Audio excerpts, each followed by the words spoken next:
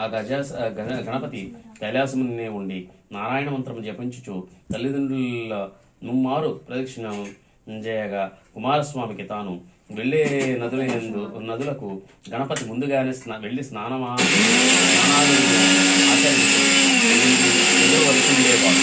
తన అజ్ఞానానికి చింతించిన వాడై కైలాసంలోకి వచ్చి తండ్రి నా అజ్ఞానమును వదిలించి గణపతికి విఘ్నాధిపతి నొసంగములని వేడుకొనెను.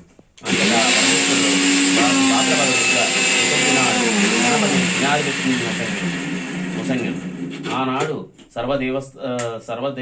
దేశస్థులు విఘ్నేశ్వరుణ్ణి తమ శక్తి కొలది కుడుములు, ఉండ్రాళ్ళు, టెంకాయలు, పళ్ళు మొదలగు భక్ష్య భోజ్యములతో యథాశక్తి పూజించారు.